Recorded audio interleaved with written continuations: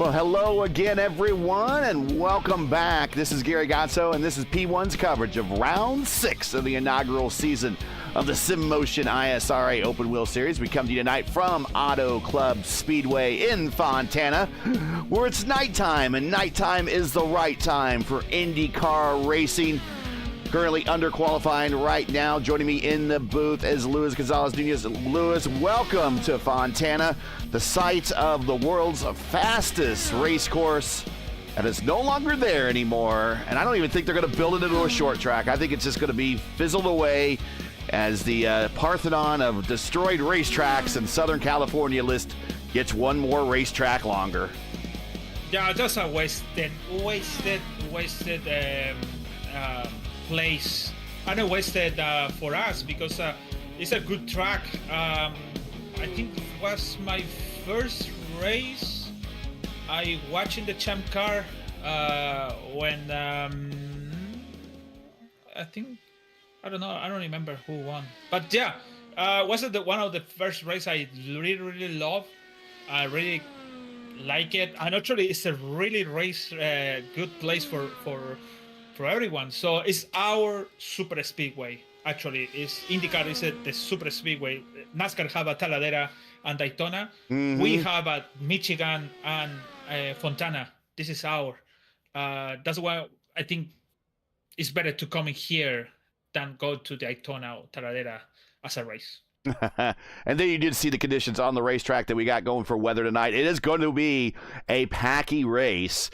76 degrees ambient temperature, 75 degrees track temperature, and then we have winds from the north at 10 miles per hour. So I'm not familiar with the orientation of this racetrack, so I had to do a real quick lookup. So north is approximately aligned with the direction of the backstretch on the oval. The oval is roughly oriented with the front stretch facing east, the backstretch facing west. So north would be towards the left of the backstretch when standing and looking at it from the front stretch. So that is going to affect people. Sounds like they're going down the backstretch with that strong wind, 10 miles per hour.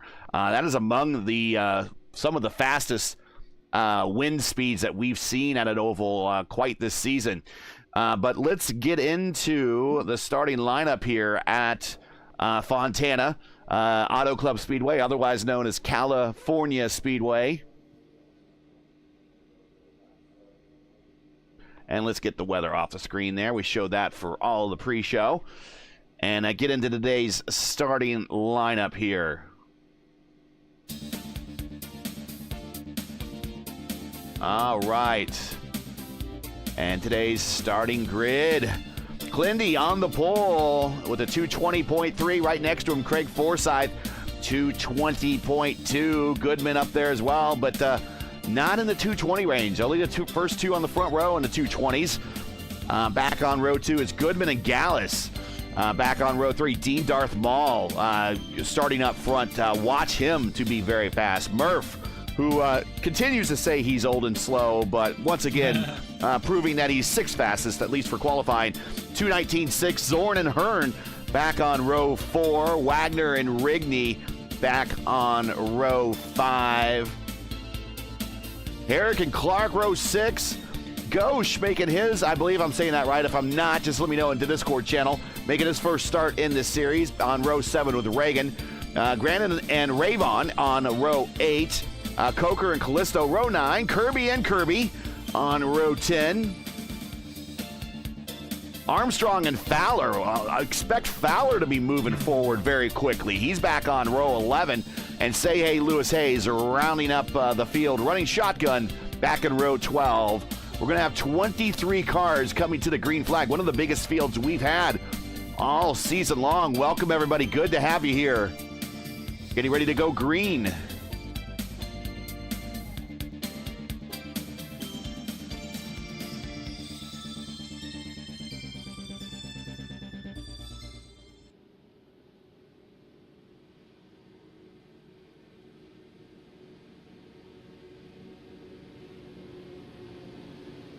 I think so this race is open for everyone, to be honest. Yeah, this is one of those racetracks. You're right. This is one of those racetracks that as long as you stay in the draft, you have a shot here coming to the green flag.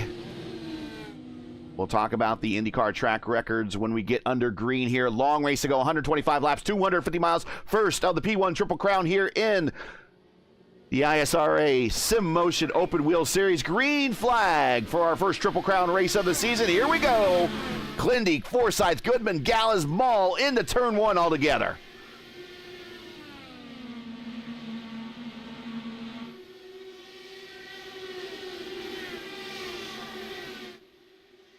Coming up the speed, down the backstretch. Clindy staying low. The train is forming behind him. Everybody down to the bottom.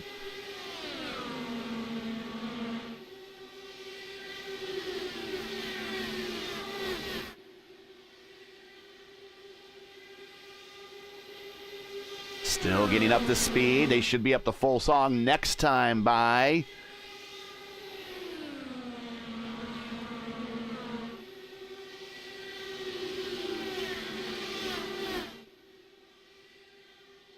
Zorn trying the high side, tucking back in on the bottom side now. Now Murph sticks his nose out on the high side, looking up high, trying to get a good run through 3 and 4 on the high side of Goodman. He tucks into Goodman now. Here comes Zorn.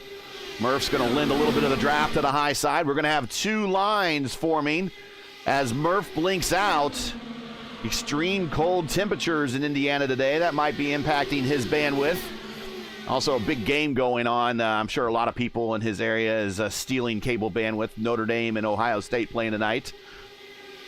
Murph now on the high side over Forsyth.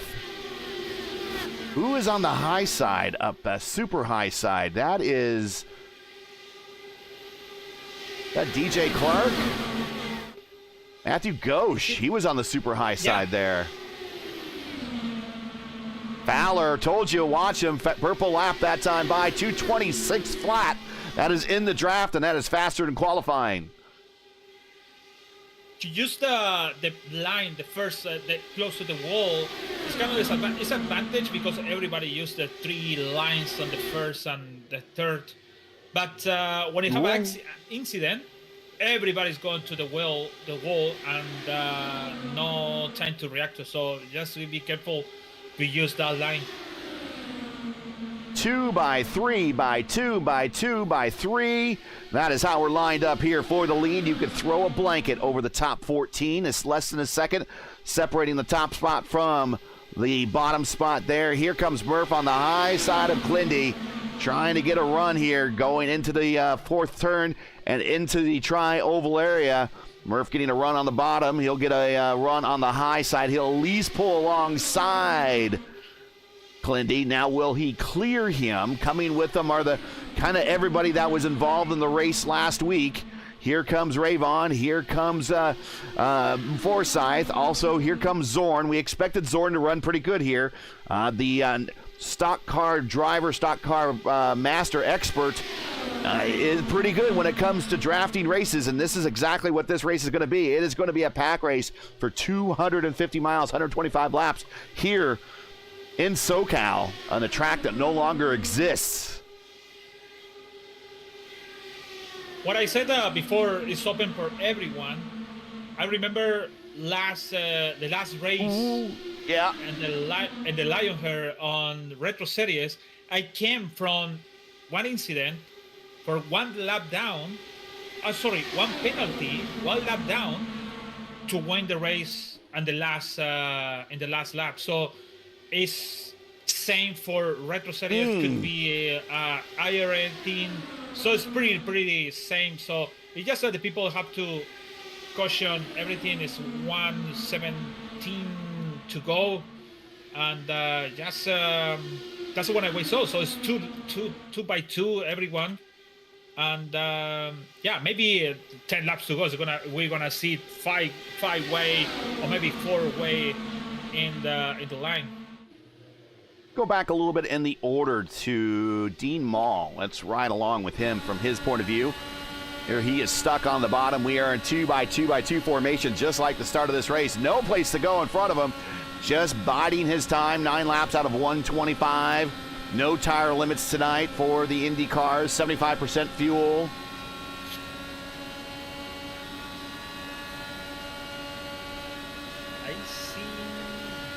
Ryan go close of Zorn.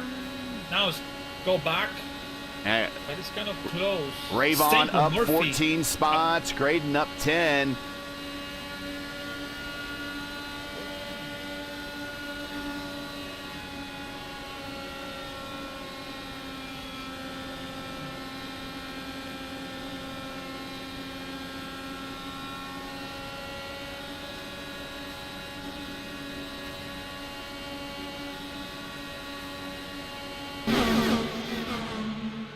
So the question is, how long is gonna be the tires for Clendy in the first line on the first line? On Yeah, what he is is. You're running? right. So You're right. He has not left the bottom at all.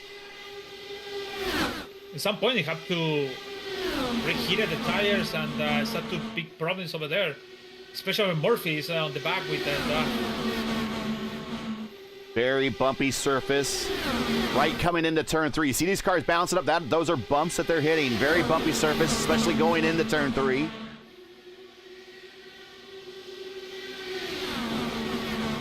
$14 of banking here versus the 18 you see at Michigan, so a slightly flatter racetrack, but the racing's still all the same. Very exciting wheel-to-wheel action. In fact, one of the most exciting real-world IndyCar races that you have ever seen occurred back here in 2015 for the MAV TV 500. That's on YouTube. You want to check that out.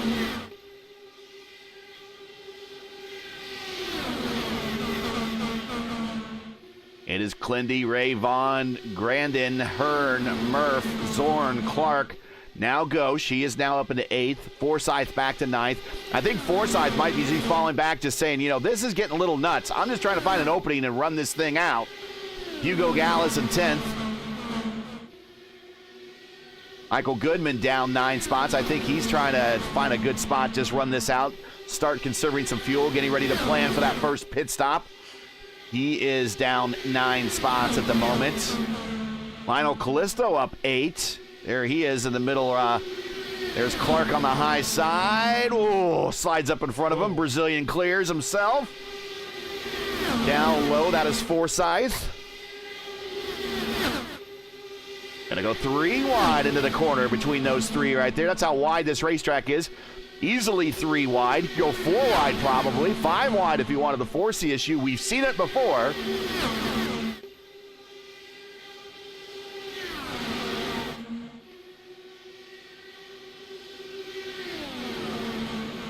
So you're talking about Fowler's like a shield around the track.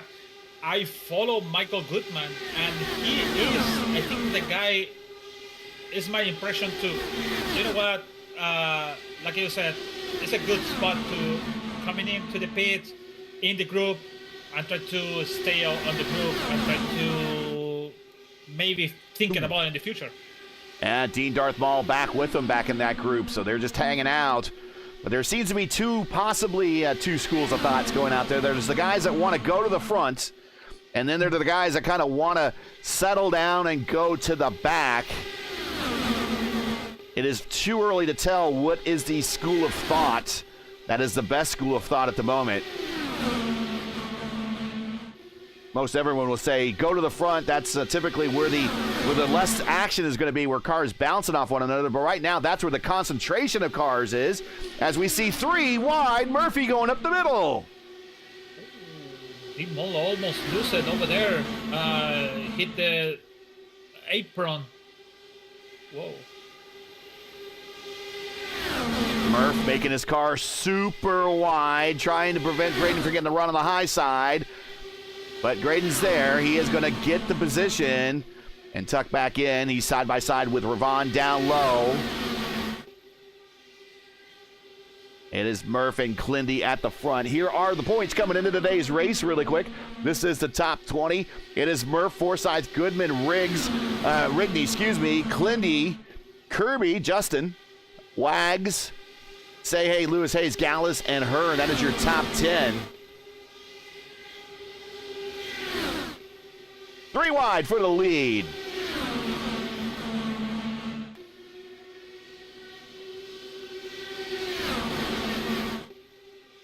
Murph blinking again.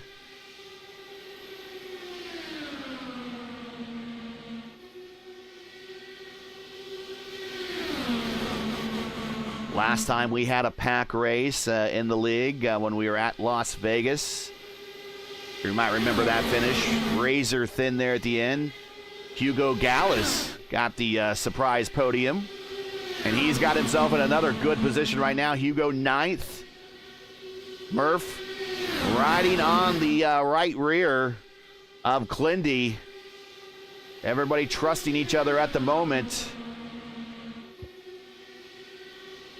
Here's Lewis Hayes up the middle in that black Andretti car.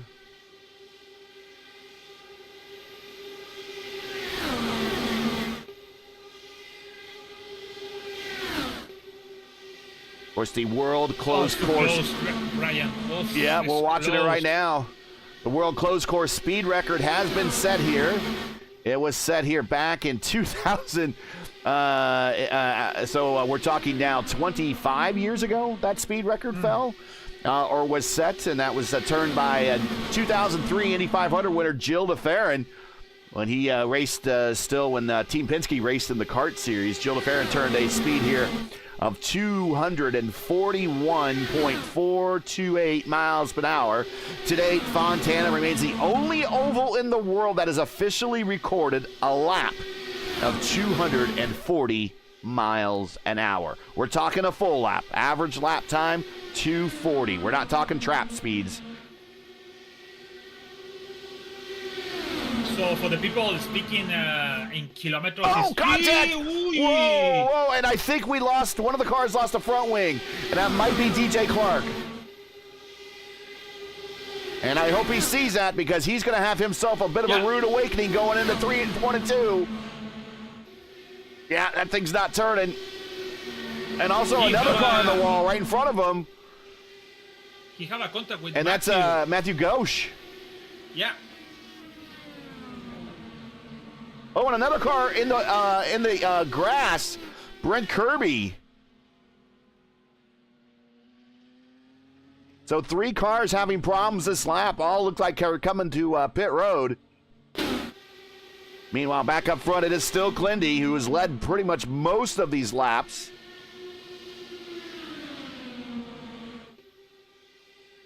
Oh, I think Kirby lost it. I don't see it, the incident on Kirby, because it's disappeared from my side. Look at Callisto. Oh, God. Rayvon and Brandon Creighton keep hitting each other. They're crowding each other. And here comes Lionel Callisto deep in the field.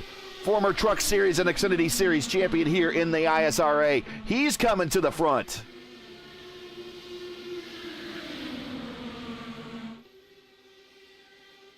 So Gauche and Clark now are showing out. Britt Kirby on pit road, getting extended service done. Matthew's coming back. Oh, okay, sorry. They were showing on an outlap. My mistake. Yeah, so Matthew have a meatball flag, so he's coming for repairs of his car. I'll lose a lap.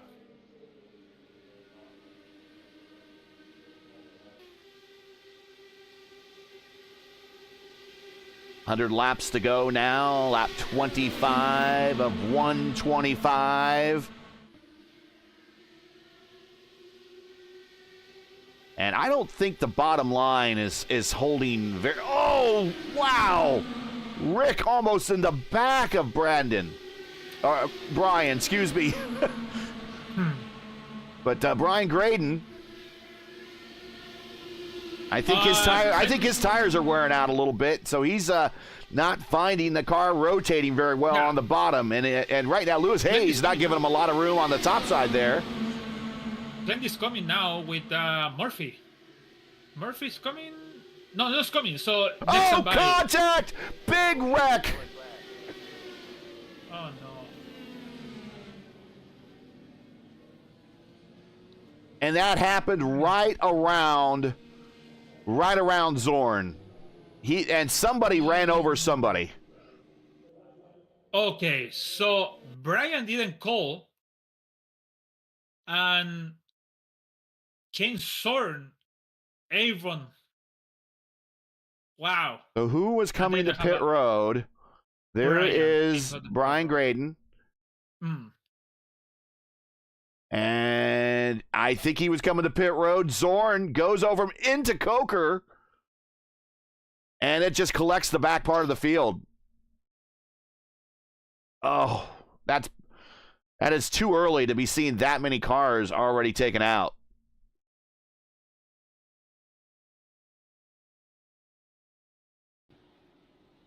And we got involved there. Clark now, I think, is going to rejoin the back end of the field. Clindy, I think, got on the pit road, and I think he completed his service. So he's just going to cycle to the front if everyone stays out. He came. And, yeah, he got on the pit road before it closed. Murph. Yep. Murph on pit road right now. Richie Hearn pit road. Rick Ravon on pit road. There's Wagner. Wags in the Raul Boisel throwback.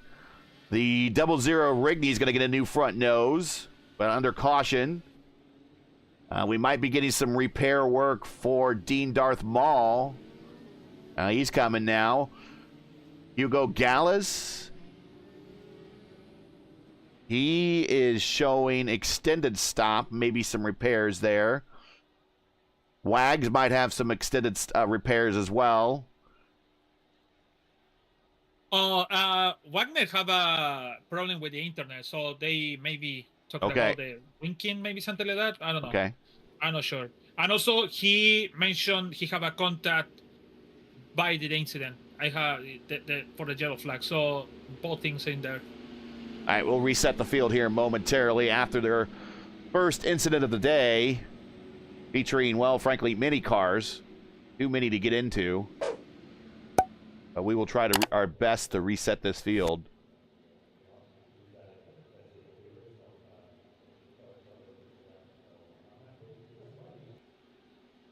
If you're enjoying P1's coverage of the SimMotion ISRA Open Wheel Series and respect the stream, please do us a solid. Make sure you support us by subscribing, and while you're at it, don't forget to smash like and click the bell so you'll miss out on future P1 iRacing broadcasts.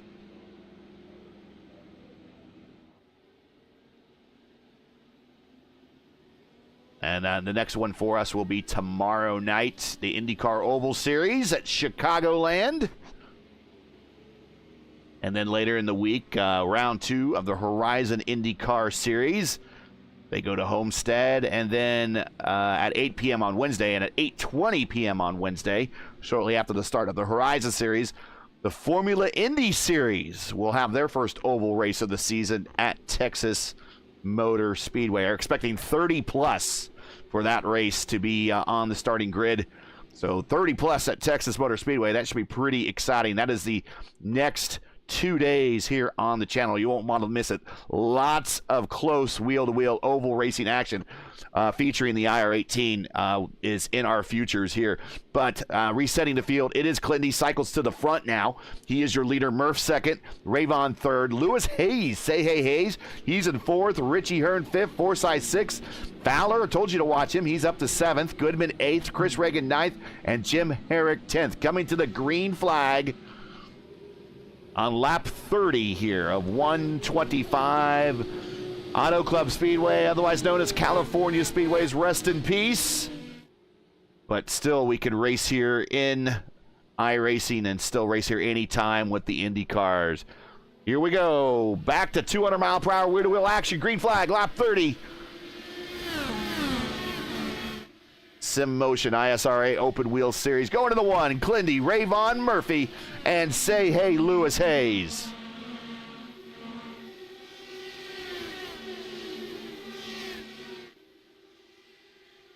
And Ravon goes to the front. He's your new leader. Now, can he hold on to the completion of the lap?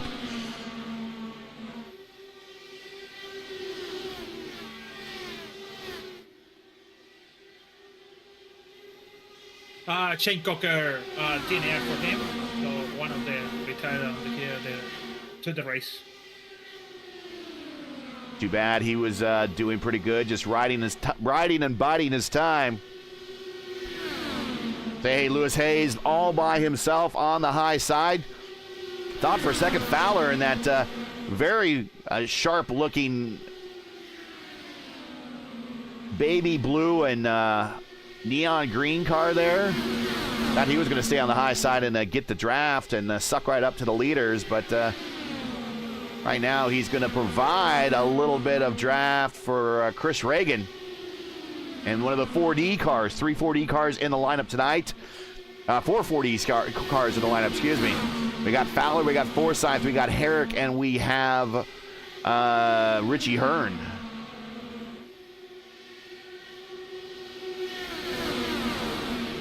Oh, and also we didn't. I don't know if you mentioned, but Hugo Galaz also having ball in the incident. Yeah, he has not moved from pit road, so having an extended repair. Say hey, Lewis Hayes to the points.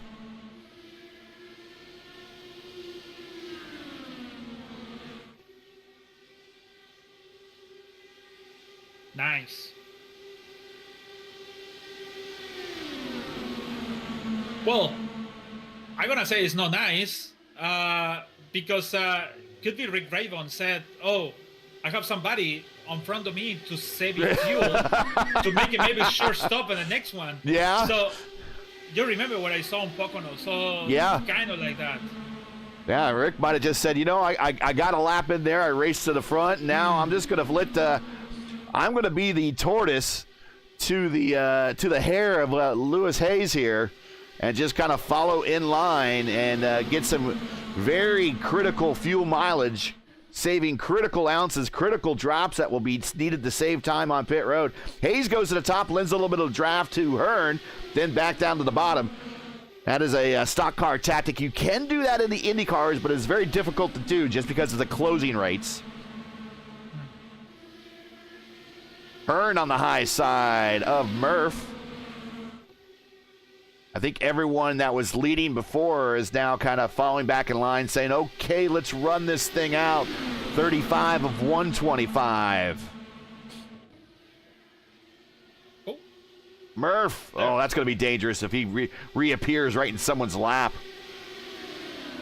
Here comes Brian Grandin. So Grandin here, he is a lap down. He needs to go to the front and get around, say, hey, Lewis Hayes. And the thing here is, if he can get to the front, and if Lewis Hayes knows that he's a lap down, Lewis Hayes can do, oh, contact! Oh, 3 no! cars together! Hearn, Clindy, Grandin. Why so close? Again, Brian Grandin. Again. I'm not sure what happened here. Brian just needed to get to the front, and he could have got in front of Hayes. What happened here? He went to the line of the Richie Hearn. Maybe he got confused on the line on the surface. No. This is weird. And I don't think Kyle. And I don't think that brought out a caution. So Clindy, unfortunately, is now by himself, but he does have Hugo Gallas. Now, how damaged is Gallas and how much draggy he's going to be? And also running this out is Richie Hearn, but Hearn is damaged. He's missing a right front wing plane. Wow, that's oof. So that would have been interesting. If Brian could have got to Hayes and got in front of him, Hayes could have done very well what Rayvon is doing to Hayes. You know, get in behind and save fuel and still lead.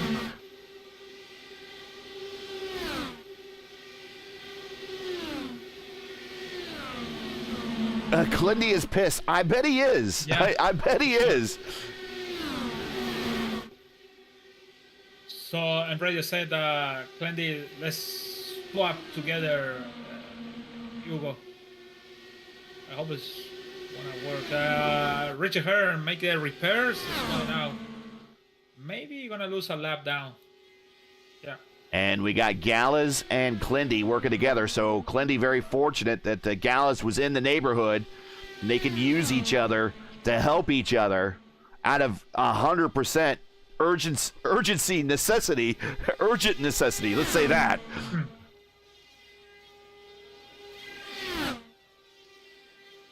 Also, Hugo, the longer he stays up, he is going to move up a couple of positions. He'll get one on Brian, who's just a lap off. Back up front, it is Lewis Hayes continuing to lead. There in that Andretti throwback.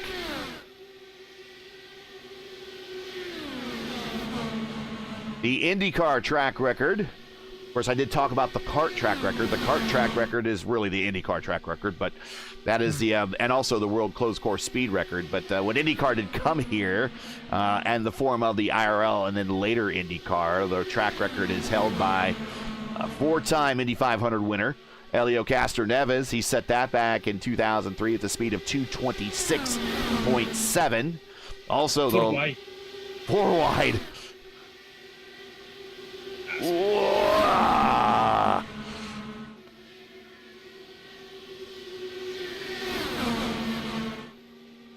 And Wagner in the Raul Boisel Duracell throwback, and I don't think that ever drove here. I know Boisel did drive here, but I don't think he brought the Duracell Charger here. Under the Dick Simon entry. We saw him race that 93, 94, 95 in the kart series at Indianapolis, starting on the front row.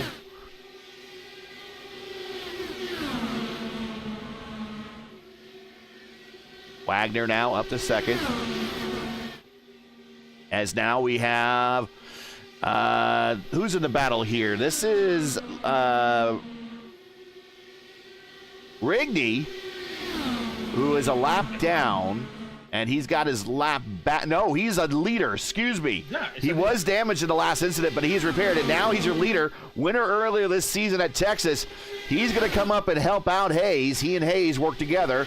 Hayes just gets kind of Brazilian, clears himself a little bit in front of, or gives a Brazilian slide at least, to Rick Ravon.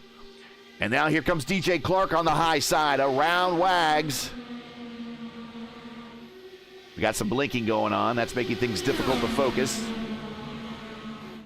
The fastest IndyCar 400-mile race was held here. Also set in 2003. Sam Hornish won that race with an average of 207.151 miles per hour.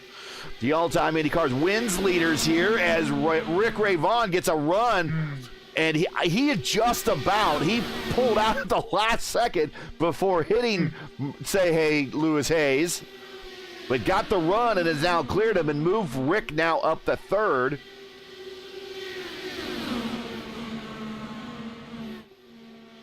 That Rick Mears car did not run here proper in that configuration, although in a throwback livery very similar to it.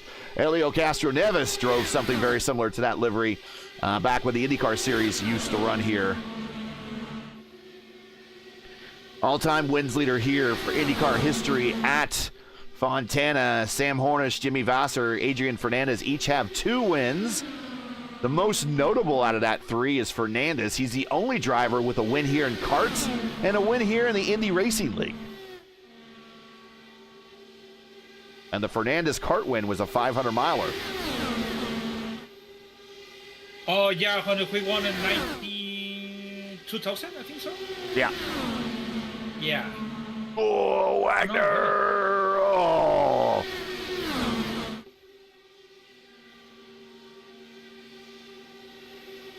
Oh no, he won in 1999.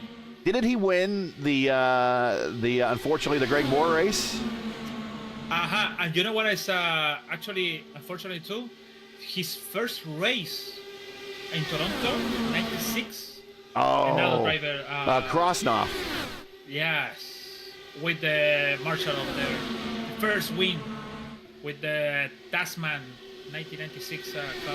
Oh, that would be, yeah, I forget about that. As a unfortunate piece of trivia about Adrian. 2 of his wins, unfortunately, are during races where there was a driver fatality, yeah. Yeah, they celebrate like, wow, that's amazing, everything. And he didn't know, so basically, but the first win in there. And taking a look at the livery of Craig Forsyth, of course, that is a direct throwback to Greg Moore. Perished at this track in 1999 during the last race of that kart season. was hired and slated to go to Team Penske to be the teammate to Gilles de Ferran.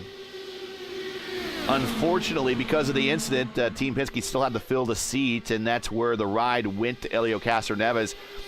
And I always say that race at Fontana on that dismal day was very pivotable in the history of IndyCar racing. Is it Greg Moore that wins 4 Indy 500s? He never raced at Indy. He never qualified, never practiced, never raced at Indy because of the split. So he would have definitely appeared at Indy at some point later in his career.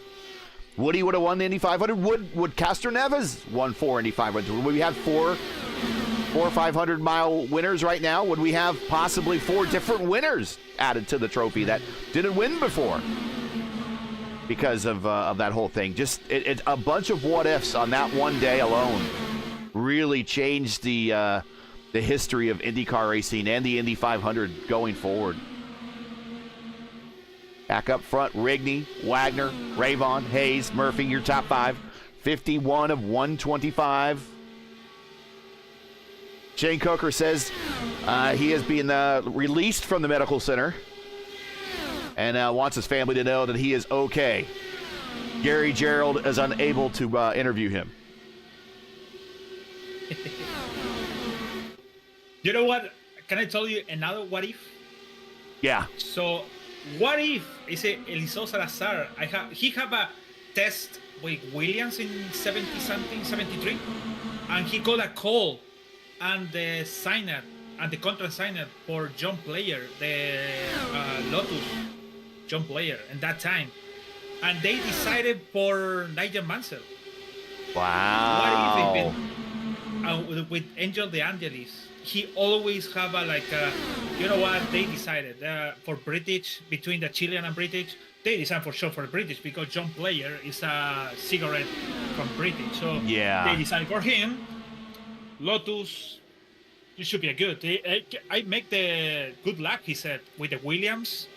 The same Williams he used Piquet, I think it's Piquet, I don't remember, 73 or 74 or something like that, 79 or something like that. And he have the contract ready, and he ready go to sign it, and they decided for Nigel Mansell. Wow, just because he had a cold, huh? He was sick. Yep, wow. Maybe. Wow. And after that, Nigel Mansell, F1, the only F1. Contact! Say hey, Lewis, hey, spinning! Oh no, Angelo. And he spun to the inside, light contact. I don't think he hit anything. He could rejoin the field and not lose a lap. Oh no, he had a contact with Murphy. He did. He made contact with Murphy, and this is also going to bring Clindy back around, and this will also bring Gallas with him. But this will also bring everybody to pit road. It's about that time. In fact, we are at the exact point in the first stint when that first caution came out where so 27 laps the first caution occurred, did 27 more laps the second caution occurs. So we are at the same point. Everybody, once they're collected under the pace car, will come to pit road. Rigney, your leader. Rick Ravon in second, Wagner third, Murph fourth, Forsyth fifth.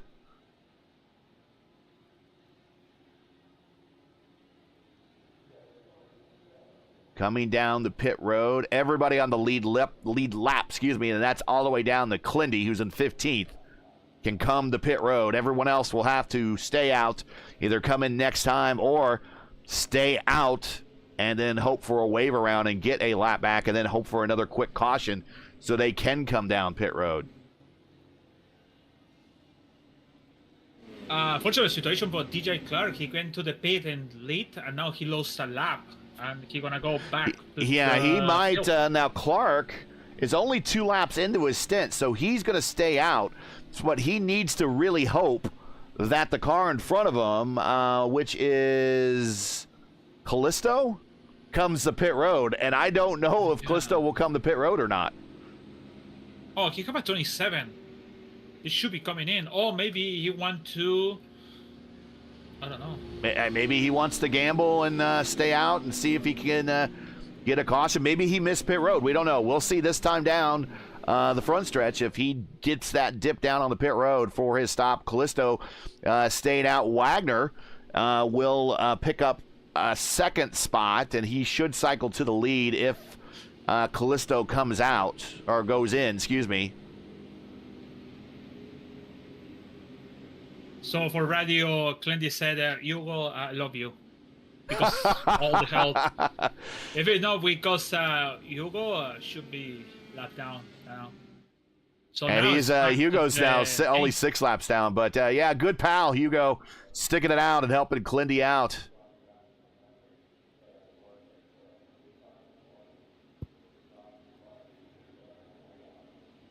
Lionel Callisto coming down pit road along with, let's see, that is coming with him. That's Ghosh, I believe. Yep. Again, new drivers learning new liveries. And also Wagner coming down pit road for a top-off. If he's on the back. No, he's going up on the jacks. I guess it doesn't really matter. I mean, the tire bill's free this weekend, so use them if you got them. I think maybe he just really topped off the tank there.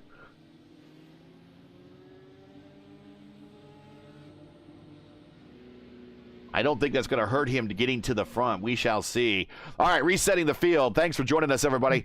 Before we get into the reset, this is, if you're just joining us, this is P1's coverage of the Sim Motion ISRA Open Wheel Series coming to you from California Speedway.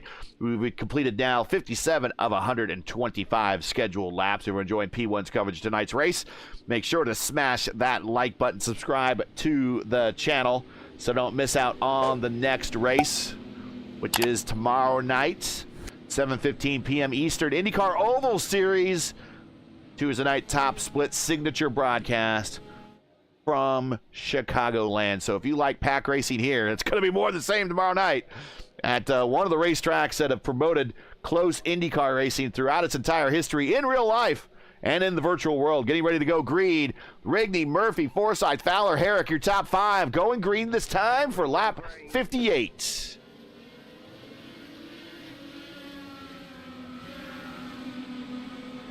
Pat Armstrong stretches up in this mist, too. He's up in 6th. Dean Darth Maul, 7th. Chris Reagan, 8th. Goodman, 9th. Kirby, 10th. But Rick Ray Vaughn has passed Kirby on the low side, move him up 1 spot. Here comes Clindy. Snaking down the backstretch on the high side of the racetrack, but Rick Ray Vaughn on the low side of Michael Goodman. And another position for Rick.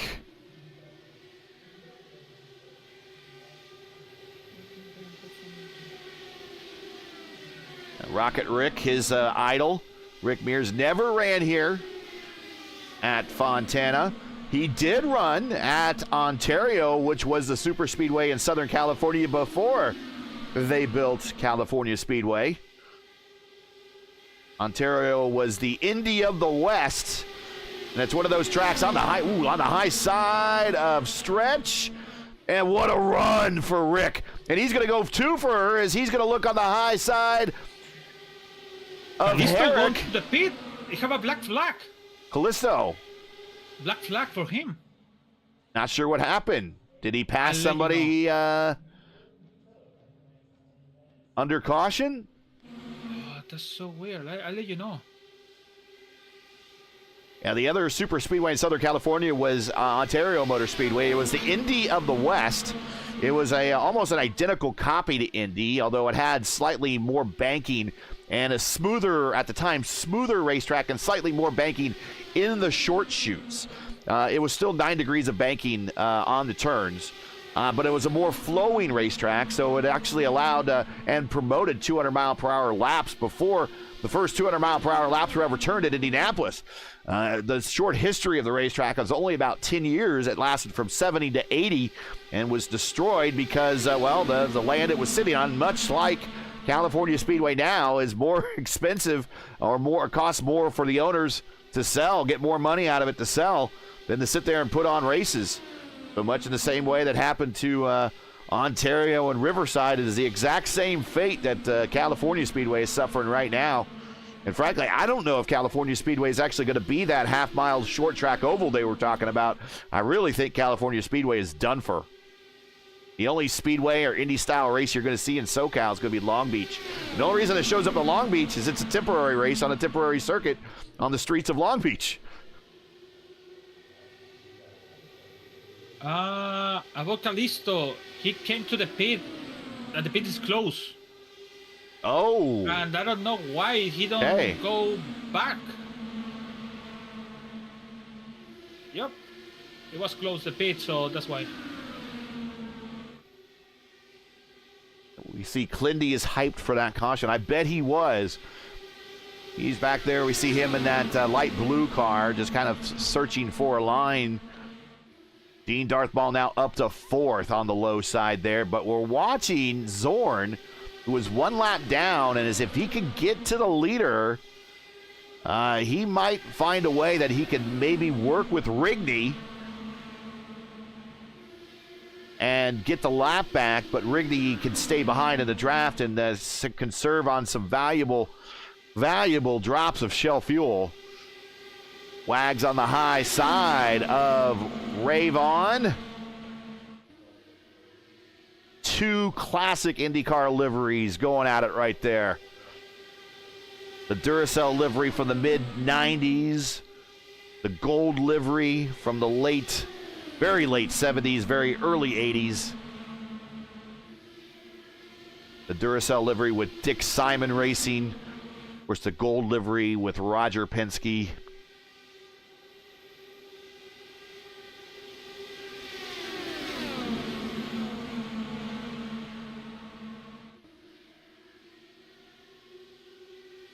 We're just getting to the halfway point of this race.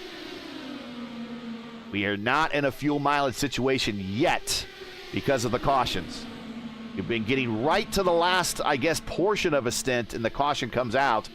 There's Rick to the high side. Wags way high. Ravon gets the lead. He's going to hold it temporarily. Here's Wags on the high side. Very bumpy up there, but he's going to get a big run. Zorn thinking about going underneath. Murphy blinks out, comes back in. DJ Clark now up to 2nd. And he's going to go to the lead. Ravon slides in on Dean Darthball. Brazilian clears himself.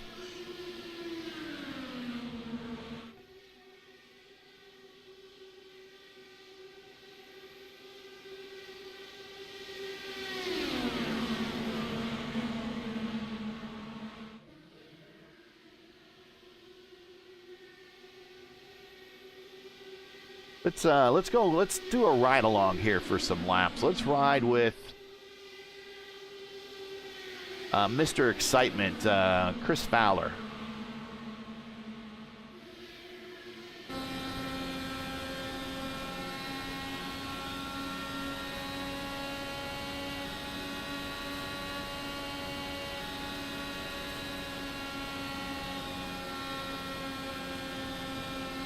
In through, he's in 6th gear, so he's in the drafting gear. Saving this up? Yeah, might be saving. Probably not. I mean, if you're in the draft here at California, and you're not in a particular hurry, because where are you going to go when you get to the lead, right? He might just stay right in line. That's exactly what you need. You watch him roll out of it a little bit, midway down the backstretch behind Maul. He might just decide to stay in line and save on some fuel. We expect at least one more stop out of this race. Well, it depends the click. How is the click between the 5th and 6th? So what is the click on 5th and 6th? Is a close. I always keep it on 5 because I don't know. Sometimes you want to keep your revs high. I kind of see what you're talking about. Yeah. If it's the same, so I keep it in 5th. Especially when you go to the pit, you have to put it down. And, yep. Look at that line. They just no one is holding their line at all on the front stretch. It's weave, weave, weave.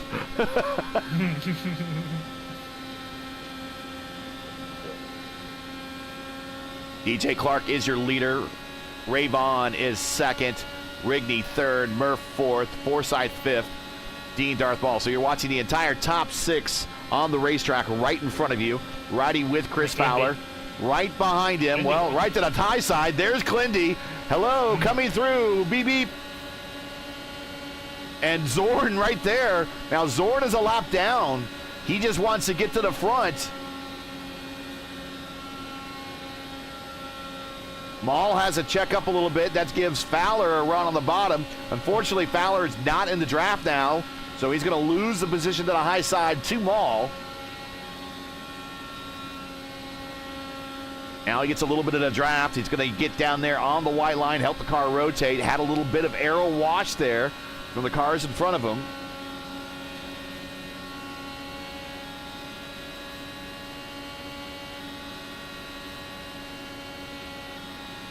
When you see these cars in front of him, right, that's all the dirty air coming off the cars. That's all he's getting dirty air on the front of his cars, not helping his car to turn.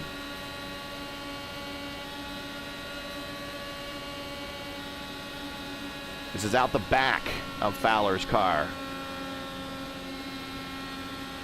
Staring at Goodman on the high side. That's Dean Mall right behind him in the multicolored car. 224 going into turn 1.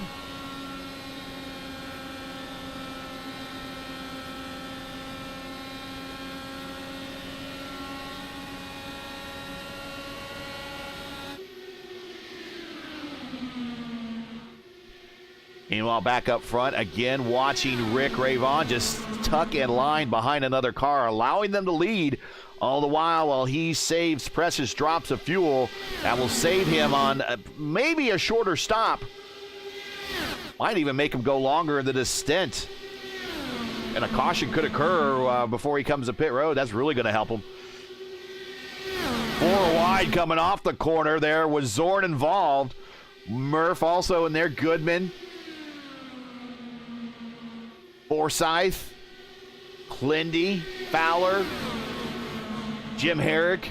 Shout out to Jim Herrick and 4D. They are going to be the official pole sponsor, the pole winner award of the Hoosier 500 coming up in December of 2025. Be looking forward to that. The guys at 4D Racewear, they will also be sponsoring our coverage of the IndyCar iRacing Series, the IIS, when that starts up, when the NTT IndyCar Series starts up. It's a pretty good deal, though. I already have the race gloves. Get me one day. I won the race, so the guy won the. So sorry, the guy won the race. They already have the gloves, so they give me the gloves because I finished second, and it's pretty comfortable, the gloves. So they still have it around. Yeah, if you want to check out the gloves in action, bring up in another tab. Go to Forsyth Racing on YouTube. He's streaming right now. That's Craig Forsyth, and he does. He rocks the 4D wear. He's the 4D sponsored machine right there. He's wearing them right now. You want to check him out? If you need a pair of racing gloves for your sim racing rig. Oh, Goodman. Quick move there on the front straight. Check out 4D. Racewear.com. Meanwhile, back up front, DJ Clark continues to lead his first laps here in the series. Right behind him is a longtime sim racing veteran, Rick Ray Vaughn, going back 20-plus years in sim racing. More than that. 25, almost 30 years. Rigney's been in sim racing a long time. He's a veteran of the old NASCAR 2003. Murph is back there. He's a 5th car in line, even though he's 4th on the racetrack. Zorn is currently a lap down. He's the 4th car in line. There is Zorn in the Larson livery. I will give Zorn credit. He continues to rock the Larson livery after all the grief we've given him on air. Murphy blinking right in front of Clindy. Indy has recovered. He is now in 5th spot. Remember, he spun out in a 3-car incident. Included Richie Hearn and Brian Grandin on the backstretch. A caution did not come out. He went all the way to the back of the field. And thankfully, a well-timed caution brought him back into the running order. Matthew Ghosh on the high side. Ghosh a lap down. He wants to get to the front. Maybe he could hook up with Zorn, although I'm sure Zorn at this point doesn't want him to pass. That might not be in Zorn's best interest. We shall see, but Ghosh on the high side clearing Murph. Murph is not really putting up a fight against him. Realizes that might have that relative up, and he might realize he's a lap down, so he's not going to battle, so I might as well just get behind him and save on fuel. Get that driver input off there and get you the tree going here. 23-car field here today, start of this race. Nice starting field. Currently 20 cars still running. 15 on the lead lap. Lewis Hayes is the last car on the lead lap. Lewis has led some laps today. He brought out the last caution, got spun out. I think I contact with Murph. DJ Clark go to the pit now. DJ Clark calling out pit stop. Down to the apron now. Can he get down to the limit before the cones? And I think he did. Good job. Very good job. So this is a scheduled stop for Clark at 29 laps. Remember, he stopped 2 laps earlier than everyone when the last caution came out. So he's got one more stop to do after this. So this is a scheduled stop for him.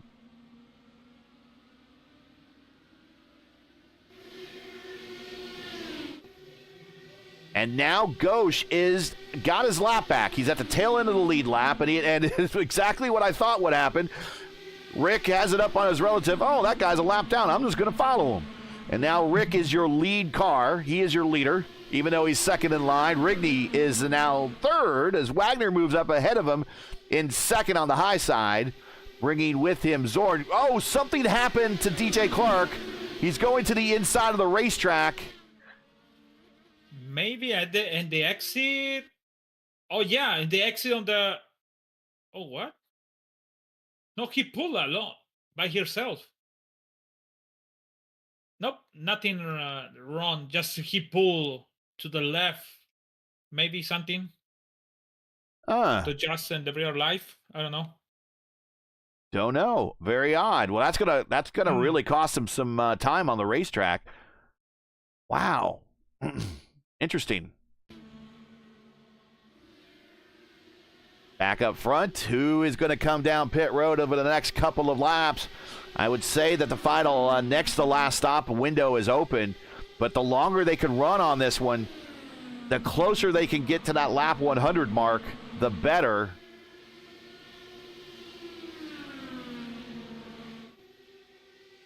It's Rayvon, Wagner, Rigney, Murph, and Clindy now your top 5. But the 5th place car is 7 cars back. Got 2 cars that are not on the lead lap involved in with the leaders right now. A lot of cars still biding time out there. Long ways to go. Oh! Kirby. Oh, that wasn't Kirby. Rigney. Excuse me. Rigney and Kirby are very similar looking cars. I think he got really close to the wall there. Rigney is going to the pit now. Okay. Scheduled stop for Rigney. So he's gone 31 now to 32. So we're going to break out the calculator. We're going to watch Rigney as he comes down. We are now 88. And it can eat 32. Oh, he's going to be 5 laps short. So he needs to somehow save on this stint. Otherwise, he's going to have a splash and go at the end. So now we are getting into the window, Lewis, that a fuel mileage race this could very well turn into if these guys can't make another 5 laps or so. That's what is Clindy do it. That is why Murphy's still up there. Oh, and here comes yeah. Rayvon. Here comes Wags. Oh, Wags spins. And he have a black flag. And Rigney's coming off of pit road. Who else was on pit road? Zorn was on pit road. So he's going to have to splash at the end. Wagner spun. And Raven penalty for speeding, I think. Raven penalty, black flag. And yes, he is getting the 40-second hold. Oh, that's painful. Next to last stop. 67. Well, the thing is, with this hold and everything, he might make it to the end with this final stop. I'm sure it's not what he's wanting, though. Here comes Ghosh. Here comes Callisto. They are 1 and 2 lap down, respectively. Dean Darth Maul. And Hugo Gallas. Gallas will be really close, especially when he's, this might do it. He's 6 laps down. So now Murphy in line behind Richie Hearn. Richie Hearn pitted last on lap 70, so he's 20 laps into his stint. So this is just kind of helping out Murph. Murph is 35. Murph is coming now. Goodman is coming now. And Forsyth. Oh, wow. Oh, Fowler. Wow. And Reagan have a black flag too for speeding. It was close. It was really close. Jim Herrick's still out there turning laps. Clindy.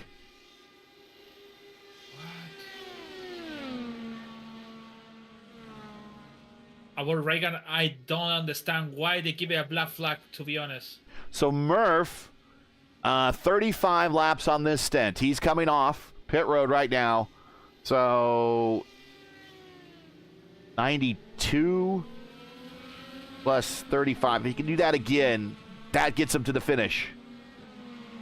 And Chris Fowler have a contact with Reagan, and he have to turning back from the grass to the pit. Maybe that's why Reagan have the black flag. I don't know. Clindy's still out there making... Well, actually, he's now on pit road. His last stop. This should be his last stop. So he is down and away. He went 37 laps. So if he can repeat that remotely from 93 plus 37, excuse me, gets you 130. So he's cleared it by 5.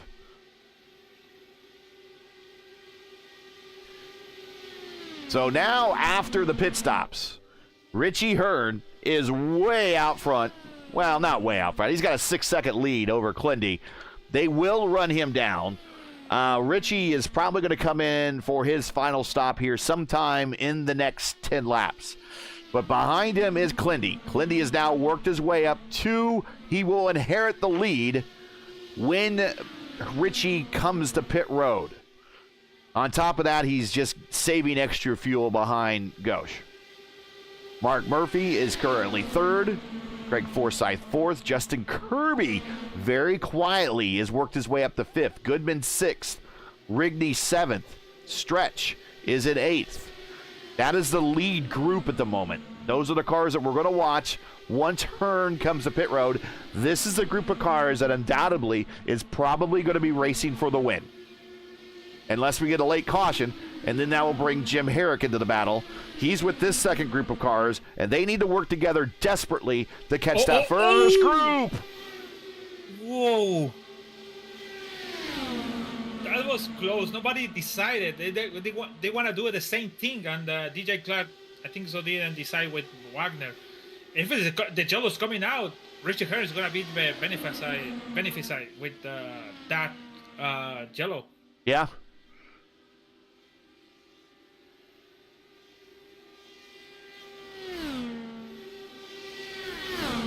And now Kirby, he is up to 3rd, going for what is going to be the race lead. Justin Kirby up 17 spots to second spot and will assume the race lead when Hearn comes to pit road. The question is, why not Jim Herrick want to work with Wagner and Raven to try to catch this group from Pat Armstrong, Rickney, Goodman, Forsyth? They're very close, but he don't want to work with them.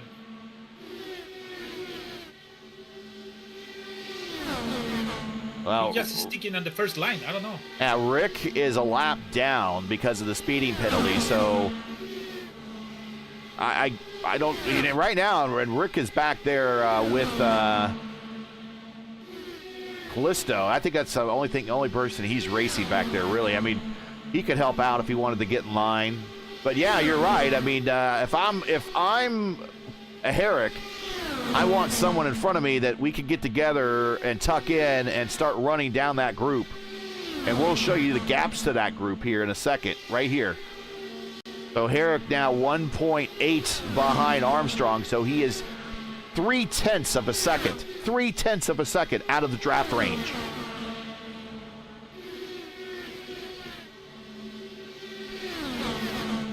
Real quick, before we get to the end of this race, we got one more word in from SimMotion, and we'll be right back for the finish of this exciting California 250 here. Oh, almost all contact. We'll bring you right back.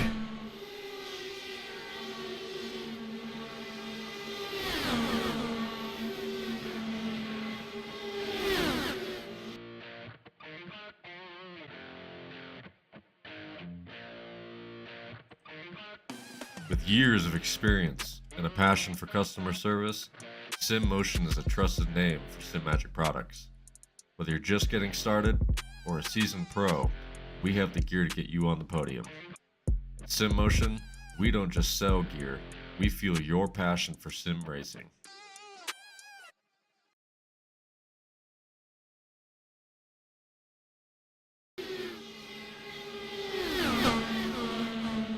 And let's get that off there. There we go. And we are back. And we just noticed in chat, my grandmother makes my racing gloves out of the bears she kills. So Alaskan-style racing gloves out there, folks. Check them out. But right now, watching a run for this second group to catch this first group, and they are there. They are in the draft envelope. And when I say the draft envelope, I'm talking about the period of low pressure behind one of these cars. Is like a bit of a wind tunnel. They're poking a big hole in the air, and there's less drag there, and so these cars just suck right up in that hole. It's a low period of low pressure there. They could get much faster in that hole, but it extends back about 1.5 seconds, that low pressure. Once they get into that draft envelope, then they can actually start picking up speed. Now it's twofold. They're picking up speed, but they're also picking up the aero push. So they're going to have that wash coming into the corners here that you're seeing right there. They might wash up a little bit. That's why you see each one of these cars a little bit different line going through the corners. They try to get air on those front wing planes. But now they are there, and Ravon has brought them up, and we now have one big battle that's going to decide this race. And Justin Kirby now is your leader. And right in front of him is Ghosh and Hearn. And now those two are at the tail end of the lead lap, battling for a position. They want a caution so they can get the wave around completely. I believe everyone in this group is good to go to the end. There might be some people that might have to conserve, but I think everyone they saw in the later stops should be good to go. Also wanting to get to the front of this pack is Ravon. He is a lap down, and he's going to go on the high side of Kirby. Now, if Kirby's smart, he just lets him go, and he does. So now Ravon on the tail end of the lead lap. Justin said, easy Rick, is going furious Rick Ravon over the front. Now Rick, I don't know how he does it, but he manages to coax speed out of these cars on fixed setup races. And he is willing that car to the front, back to the lead lap at the very least. And he's going to want to get up to Ghosh and Hearn. But this is the battle for the lead right here. 21 to go here at California Speedway. Sim Motion. Go ahead. Sorry. Keep going. No, it's the Sim Motion ISRA Open Wheel Series, round 6 of 14. We'll reach the halfway point next week. Next race for us, we'll bring that up on the schedule here. Kansas, as we reach the halfway point. That's when I'm going to for Kansas. Remember the race I won in Kansas? I left the car down on front to me to lead the lap. So that's a good strategy for Justin Kirby. Just stay on the front. No, Wagner. Wagner's your leader. He followed him to the front. They should keep these 3 cars on front, or maybe stay in the middle of these 2 cars to try to win the race. Because if you know yellow flag, there should be good advantage for the car on the front on the lead lap, or the lead car. Sorry. Weather is not an issue. So we're just going to show this one more time. Track temp is not an issue. This is a night race. Obviously, you've seen it is a pack race. So this is what it's going to be like to the end. Wags, your leader.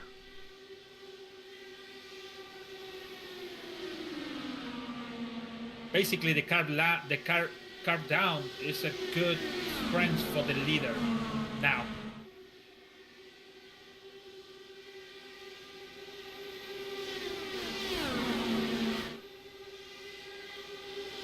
Wagner won at Las Vegas in a photo finish at the beginning of the year. Clindy won at Homestead and Kentucky. Rigby won at Texas. Murph won last week at Pocono. Do we get a new winner? Do we get a repeat winner? Wagner, Kirby, DJ, Clark, Clindy 4th, Forsyth 5th, Murph 6th, Herrick now up to 7th, Stretch up to 8th, Goodman 9th, Rigby 10th. 17 to go. Everybody in this group, if you're on the lead lap, you have a shot. The racing is going to get tighter and tighter and tighter as we get closer to the end of this 250-mile race. This is round 1 of the Triple Crown here of the Sim Motion ISRA Open Wheel Series. Part of the DJ Clark's going to pit now. Well, who's coming? DJ Clark. DJ Clark. Okay, remember, he was a little bit out in front of everyone in terms of stopping early. He was 27 laps into his stint. So Wagner 22. I think Wagner's going to have to stop again. Who's going to be safe? That's good. I never figured out now. And I think I'm going to say Kirby's on the edge. Clindy might be fine.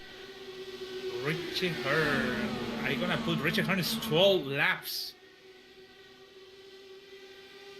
Matt Wagner is 22, like I just said. Yeah, Wagner is 23 laps down to his stint. Kirby 20, Clindy 19, Forsyth 20, Murphy 20, Herrick 19, Stretch at 21.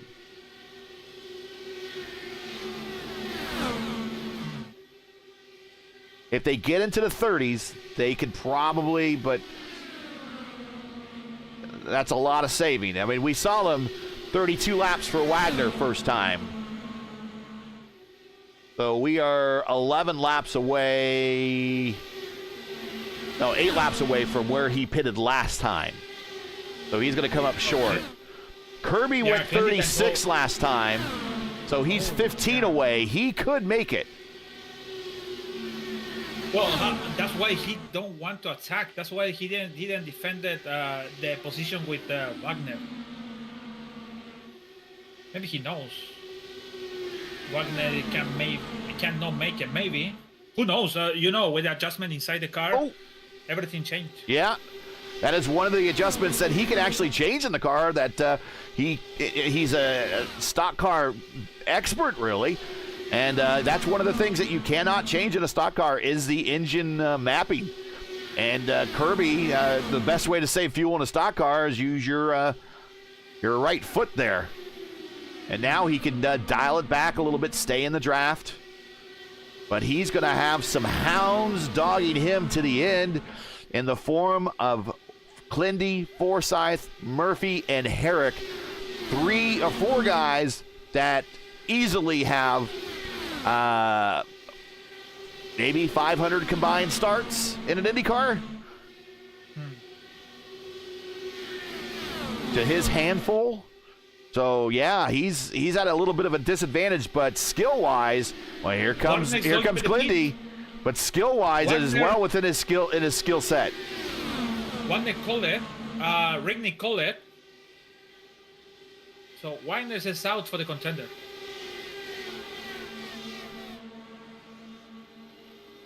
Who's with him on pit road? Reagan? Rigney. Okay. Yeah, there it is.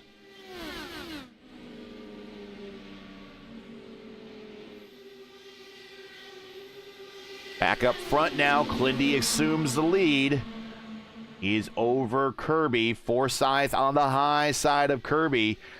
And coming right with Forsyth is effectively his team owner, Jim Herrick. And Jim manages to do pretty well at the Michigans and the Fontanas of the world. And there comes Wagner coming off of pit road, and his race is effectively done. Unfortunately, with the strategy, he is now 1 lap down with 9 to go. Oh, Jim Herrick, clear on the high side. Yes. Ooh, we're gonna go 3 wide. Here comes Herrick.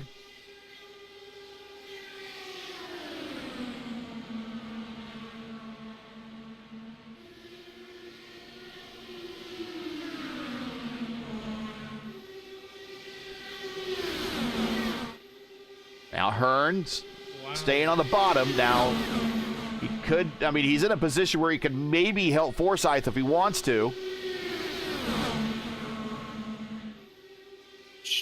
Joshua Soren pulled for the pits. Whoa. Herrick on the high side. Now Murphy up the 3rd. Clindy your leader, Forsyth second. Lindy's just going to stick it out on the high side. Ghosh goes down below the white line. Got to watch out there. You cannot go below the white line. Let's go to the pit now. Rick too. Oh no. Rick sliding in there. Ghosh coming to pit road. Final stops for both of these guys. Joshua Osborne, penalty, and Rayvon too. Josh Zorn got a penalty? Yeah. Oh, Zorn's missing a front nose. All right, back up front. Clindy, Forsyth, Murphy, Kirby, Armstrong now. Herrick's back to 6th. Goodman now back up to 6th. Herrick back to 7th. Hayes in 8th. Fowler in 9th. Dean Mull 10th. 6 to go, 5 to go.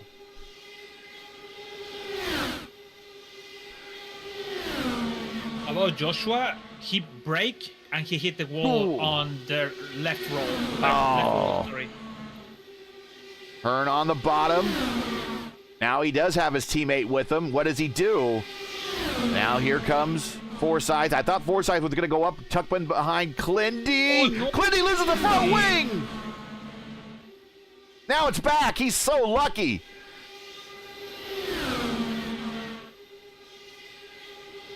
Wagner up there trying to get his lap back. 4 to go. 8 miles.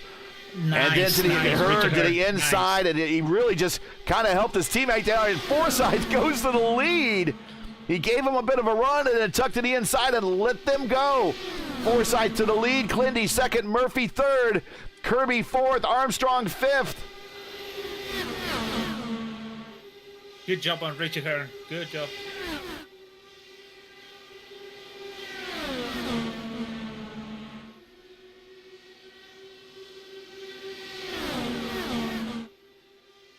Goodman and Hayes, they're behind Hearn there. They are probably the last 2 with a shot here in this group. So it's going to come down to Forsyth, Clindy, Murph, Kirby, And now Armstrong in the picture. If somehow Goodman can get up there, 2 to go, he'll get himself a position, but he's running out of time. Side by side, here comes Forsyth Clindy going through 1 and 2. Murph going to go to the high side, trying to make it 3 wide. Going to fill in the hole underneath him. Here comes Kirby. Kirby down the backstretch, 3 wide for the lead down the backstretch in the 3. Here comes Stretch Armstrong. He's in the battle now. Put a blanket over these 4, these 5. This is the battle for the lead and the win, and Goodman might join him. Here we come to the white flag this time by.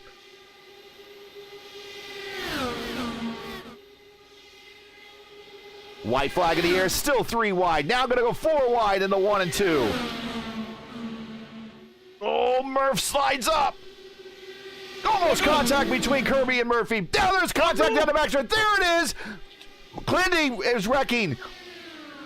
Along with Kirby, here comes Murphy to the high side. Here comes Forsyth to the bottom. He can go to the white line if he wants to. Coming to the checkered flag, along with Goodman. Here's your lead and win, Murphy.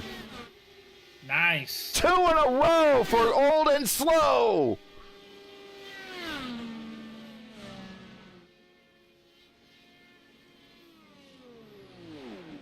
Wow. Great Forsyth went too. He took too long to go to the line, and that's his slice, and he lost the race over there. We'll ask him about that. He really lost the race because Murphy's went back. So he was third in the line when they have an incident at Clendy. And there you go. Murphy, your winner for the 2nd week in a row. That's going to help his points lead. Forsyth 2nd, Goodman 3rd, Say Hey Lewis Hayes, great finish in 4th. Stretch Armstrong, good finish there at the end in 5th. Clindy and Kirby going to be a little disappointed with 6th and 7th, but still a top 10. That's still pretty good. And anytime you get a top 10 finish, especially in this points championship, it's going to keep you close. Wagner in 8th, Richie Hearn in 9th, DJ Clark in 10th. Whew. Rigney 11th, Fowler in 12th, Gauche in 13th, Ray Vaughn 14th, Callisto 15th, Dean Mall 15th, Jim Herrick 17th, and he's showing tied with Josh Zorn. I'm not sure why, so let's just consider these unofficial results. Chris Reagan is 19th, Hugo Gallas is 20th,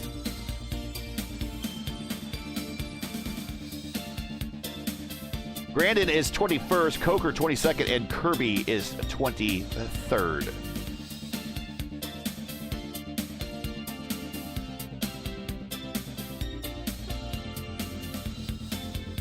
So Kirby making contact with Clendy.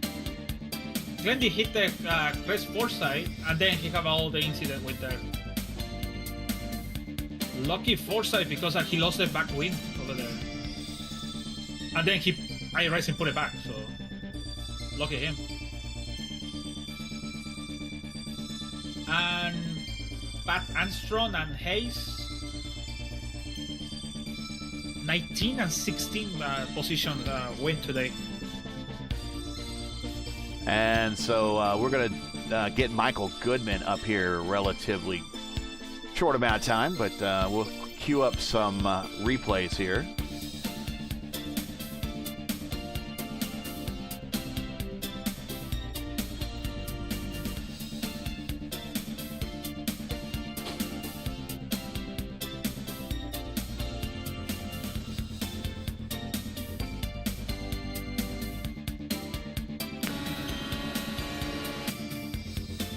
There we go. Let's get an interview angle for him. There we go.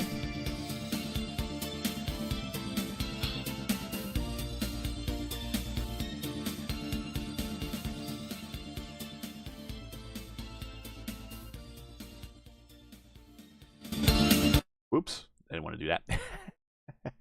All right. Let's get in his stats, his day.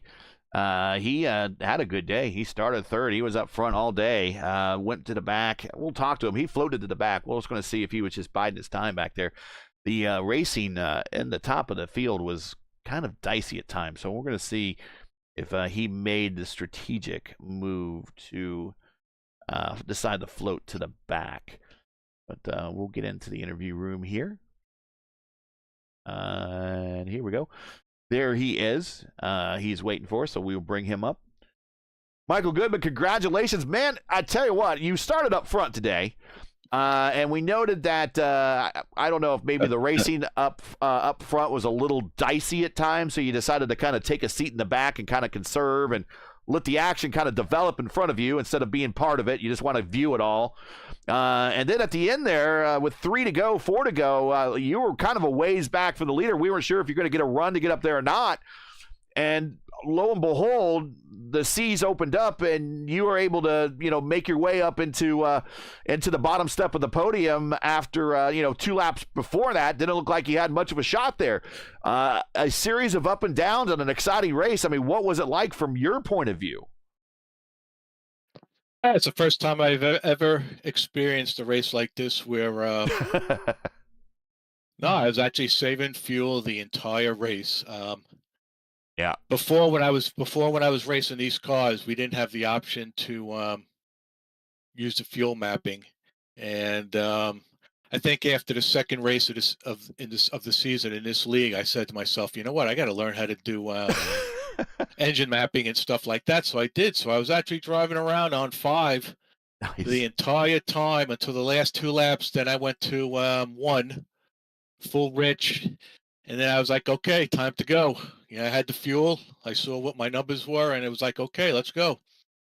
Well, a good strategic move to be patient and to wait it out and everything, and it rewarded you with a podium, another podium finish for you this season. You're going to get a win at some point. We don't know when, but I say it's in the future. I mean, how do you feel about this season now that we're just about at the halfway point? Oh, I don't know. There's still so much racing left to go, and I don't know. I mean, people that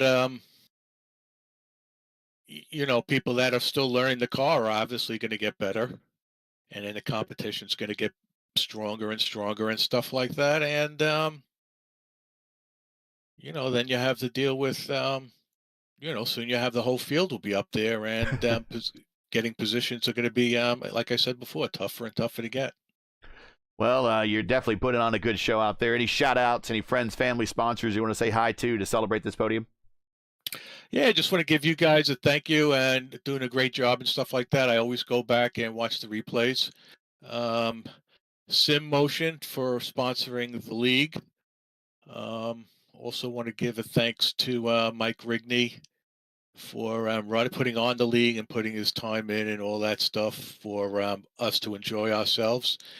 And lastly, again, like I always say, I just want to, thank the competitors, that when they show up to race, that they're ready to race, they're competent with their racecraft and stuff like that. So, people's nights don't get ruined and stuff like that. So, yeah, I think that's plenty to go around, right? Well, we had a good field today, 23 cars, so they're getting bigger, and the racecraft is improving out there. You're right. So congratulations on the P3. I don't think, let's see one more time if the points have been updated. I don't think they have been, so we don't know where you are, but I would imagine, well, the people that you needed to pass in the points or to get closer to finished ahead of you on the racetrack. So I did notice that. Yeah, I did notice that. Of course, right? Right, exactly. So at least you're going to distance yourself from 4th spot. That's Rigney, but you'll got a little bit more of a cushion. But going forward, you got a little bit more of a deficit now. But another track very similar to this, about a half mile shorter at Kansas, but it's a pack racing track. I'm sure you'll do well next week at Kansas. But until then, congratulations on the night's race.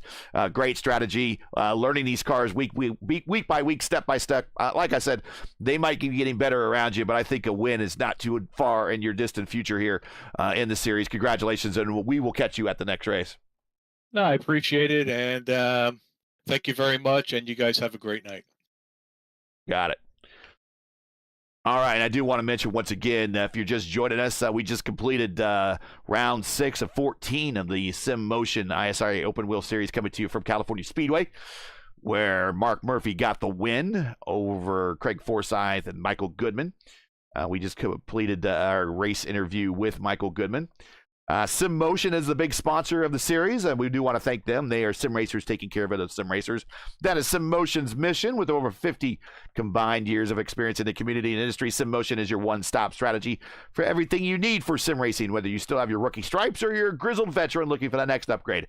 Check out their line of sim racing hardware, including top brands like Azatec, Butt Kicker, Moza, Sim Magic, and more. Sim Motion is a proud sponsor of the ISRA. Visit their online store today or follow one of their socials. All the links you need are in the description. Let's check out Craig Forsyth. Let's bring him on up. And Craig, we got you here in the booth. Another race, another podium. And again, while we're talking to Michael, the guy that you needed to get closer to in the points, unfortunately finished ahead of you. But you did finish ahead against Michael, so you got a little bit more of a cushion there. But another of your style race here at these 2-mile ovals that we've seen in other broadcasts before. Just lasting there to the end and getting yourself in a position that you could put your car in a place to win. Now, you were coming off of corner 3 as the leader. Did you decide to get to the bottom too late, or was you just a sitting duck regardless? No, I got clipped in the rear with the accident that happened there, and okay, it did something to my right rear. I was going through 3-4, wiggling the wheel, trying to keep the car straight. So I was down on speed. And I'd cut it so close on fuel that basically keeping it in map 1 full throttle through the corner, which I hadn't planned on doing, ran me out of fuel with I don't know, 50 feet before the line. Oh, okay. Those two things combined gave Mark what he needed to get by me there. But I mean, Mark was always going to be ahead of me once I got clipped there. But that's just how it was. It was unfortunate for the guys there. Well, I talk about your race. Got dicey there at times, and then eventually at the end, it kind of turned into a fuel mileage race. I mean, you said you ran out. Was it ever? Were you ever going to get that car in a position where you could make it, or really just needed some caution there at the end to prevent from running out? No, I was going to make it. Because once I went, which I think was like 5 laps to go, I was good. But I was good while maintaining like map 3 in the corners, map 1 on the straights. I was basically doing a protection system. Okay. Which, as long as you hold the bottom, you'll still hit the straights with the lead, which is all that mattered. But I lost. I went down on speed, which meant I had to come through 3-4 at full tilt map 1. Which, but I was down on speed at that point. Mark had it, so he was going to get me. I'm trying to see right now where exactly I ran out, but yeah, no, it was a good battle. Yeah, it was. I mean, you had us on our toes, but unfortunately, you ran out of fuel. That those hiccups are going to be costly, especially when the guy behind you is at full song. I ran out of fuel on the Geico sign, so I was out of fuel way too early. Oh.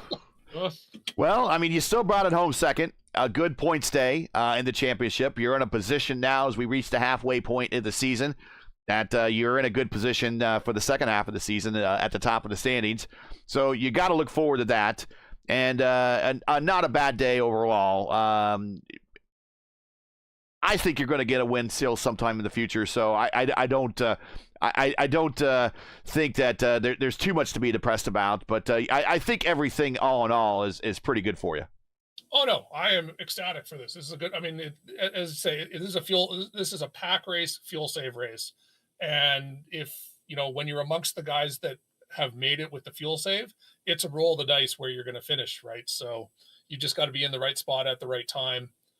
These are the type of races that I like. I like the amount of strategy there is. It's just, it's unfortunate for Jim and for Richie and the other guys. I mean, every one of us had a chance at one point, and just various circumstances throughout the race started whittling down the 4D guys. So at the end, I was the only one coming across the line with any result. At least you had numbers, let's put it that way. Well, congratulations on the P2. We will see you at Kansas next, another racetrack we know you do decently well at. And be the last race of the first half of the season. And like I said, you're in a position where you don't have to pass too many people in front of you in order to get to that points lead in the points championship. And I know it's very much something that you would like to do. So we will see you next week when we get to Kansas. Oh, you betcha. You guys have a great night and stay safe. You got it. And you got, I don't know if I gave him the chance to shout people out, but shout out, of course, the guys at 4D, of course, sponsors of his car and his whole team. Again, he mentioned it. They were all up there with a shot to get a win at one point or another. Maybe with a little luck, it goes another way for him. But let's bring up old and slow himself, Murphy, and we'll bring him in.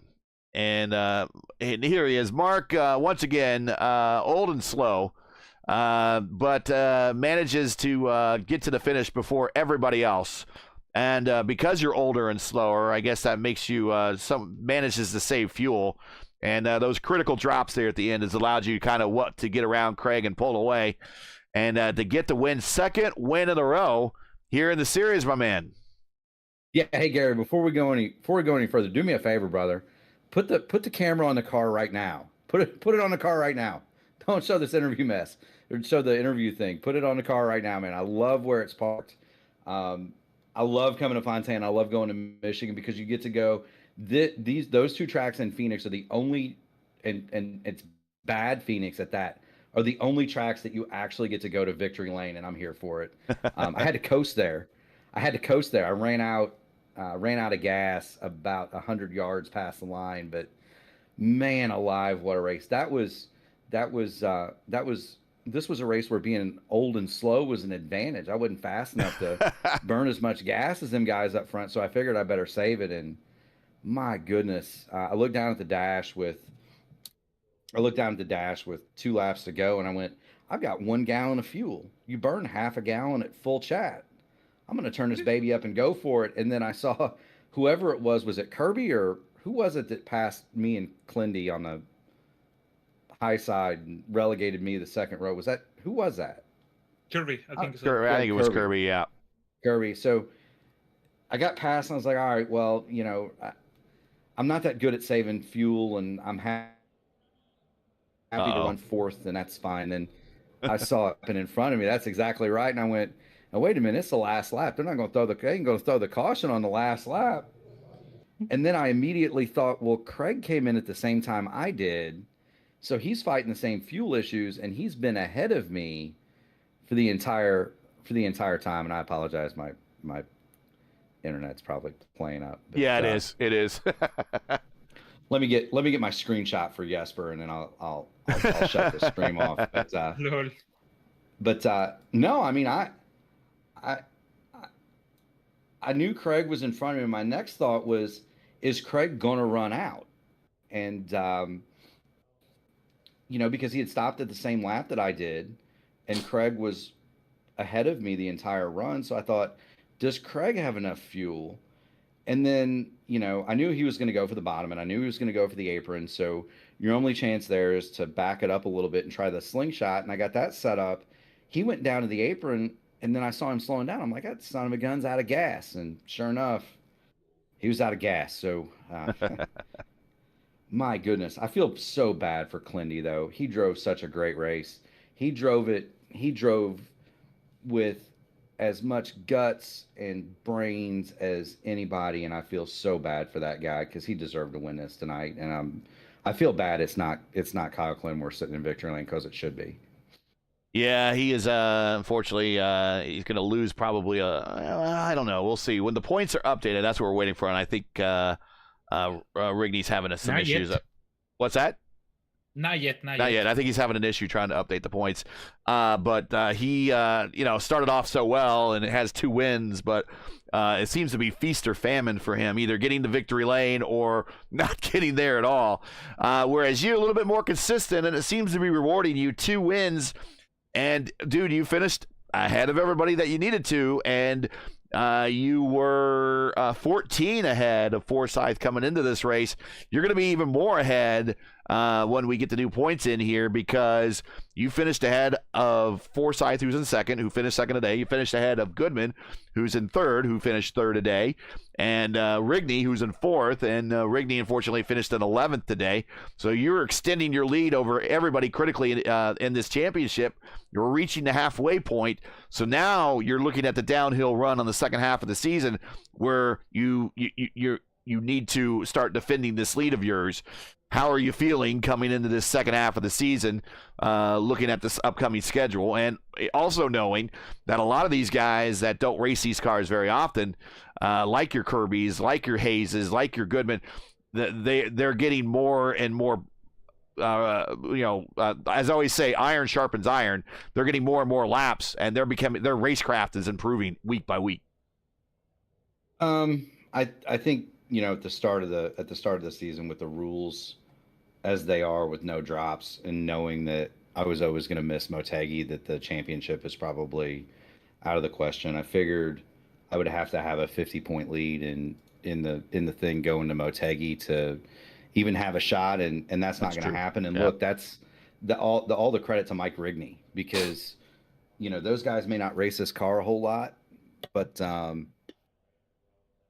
they're still plenty fast. I mean, say, hey, Lewis Hayes was up there all night. Kirby was up there. Those guys were there, and it's, it'd be a disservice to say they're new to the car, because them guys are plenty quick. It's just, I got kind of lucky tonight, and I'm not here to win the championship. Looking at the schedule, I'm here to go fast and have fun and enjoy my friends, and race with awesome dudes like Clindy and Matty Wags and Lionel Castillo and Michael Goodman and them guys. I mean, they're so much fun, and I mean, would I rather, maybe I have to get a laptop and a Starlink and an Xbox controller and just start and park at Motegi or something. I don't know if Mike will allow that, but maybe I have to figure out something. But maybe not. I'd like to see, I know what the prize is to win the league, and I'd like to see Clindy get that prize too. So, maybe we just support him instead. As Mark says, he's here to chew gum and win races, and he's all out of gum. So he gets the win today. Congratulations. Shout outs, any friends, family, sponsors you want to say hi to before we let you go? Absolutely. So, put my car back up here so I can read the side of it, so I know it's so I know on there right now. So so I know who I'm supposed to thank. I'm old, remember? First of all, you got to thank Mike Rigney. This is an amazing league, and it's a ton of fun. And he's put together an amazing package with Sim Motion, and those people are awesome to deal with too. And you'd be remiss if you didn't thank Mike for all the hard work that he's done, because this league is absolutely fantastic. I got to thank Matty Wagner and Mark Cohn, because them guys make racing a ton of fun. And I got to thank Jesper Orman and Seb Alexander, Chris Wilhite, Matt, Oliver, Rashad, Thomas, Will, because them guys make racing fast and they make it fun too. And you don't win in an Indy Alliance car without it truly being an alliance and a partnership and a friendship. And those guys are all of that. And I can't be more proud than to have that IR logo on the side of my car. We don't have to resort to funny business to win races, and I'm just unbelievably proud of that too, Gary. So, I'm really proud to have that nameplate on my side pod, and it'll be there until they won't have me anymore. Got to thank you. Clindy and I did pretty good. Clindy and I did pretty good up at Mid Ohio tonight too. Good. That was That's fun the race. Indy Open Series up there at Mid Ohio. Hope everybody check that out on the channel. Heck yeah, man. I mean, it's amazing to me. We actually sat and talked about that. It's amazing to me the number of people that watch those races and enjoy them and are entertained by them. And it's coming from outside the community, people watching. So people are finding it and people are enjoying it. And I truly hope that they continue to enjoy it, because I know the hard work that you put in to make these races happen, and it's truly gratifying to me to see your hard work rewarded, Gary. And I got to thank you for all your support, and I'm proud to have that P1 logo on the side of my car too. I got to thank Blackmagic Designs, Blackmagic Studios. So we run second at the 24 hours of Daytona in our split, and I kind of was philosophical about it. I was in the car double on one stint off from 9 p.m. until 6:30 a.m. Saturday night to Sunday morning, and there was a wild chase that ensued, and we made some mistakes that got us behind.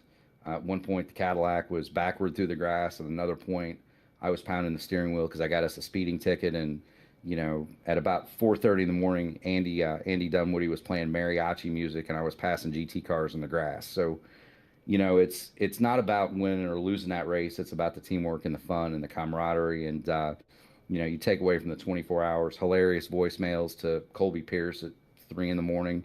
Those are always fun when you're driving the car.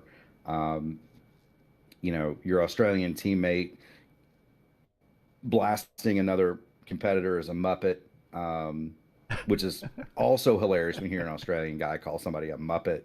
So shout out to James, because literally I was in the car when he did that. He was in the Discord watching the feed, and he said that, and I almost wrecked the car. I was laughing so hard. There was a Mustang that tried to throw a block on me going through the kink with like 6 hours to go, and we were a lap down, and the leader was right ahead of me. And rather than hit the brakes to avoid collision, if you go back and watch the live stream of that race, there was a pass in the grass because I took the caddy to the grass, made the pass, didn't even miss the braking zone for the second horseshoe, and Dunwoody and Kendall Paul were in there, and they both audibly gasped when that happened. So those are the things I'll take away from the 24 hours with Blackmagic Studios and Admin Box on the car is mariachi music, Muppets, passes in the grass, and voicemails to Colby Pierce at 3 in the morning. Those are all the hilarious things, and I'll laugh about that for a long time. And then Admin Box, my goodness, Fish and those people. If you need a race control, if you're a race controller, go get one. I mean, it might be a couple $100. It'd be the best couple $100 you'll ever spend. So check that out. And I gotta thank the wonderful Miss Natalie. I might be missing a race to take her on vacation, but she's worth every minute that I spend with her and not in this thing. And gotta thank my dad for watching. And I gotta say, Notre Dame might have lost tonight, but at least somebody in South Bend won something today, man. That is true. Well, congratulations. And also, you did win leg one of the Triple Crown. We know you're good at Michigan, and we know you're good at Indianapolis. So the Triple Crown is a real thing for you in your future. So we will see you, and definitely intently watch you when we see you at those two races for sure. But we will catch you next week at Kansas for the next round. Man, I tell you what, I'm old and slow, but I'm still having fun, Gary, and that's what counts, brother.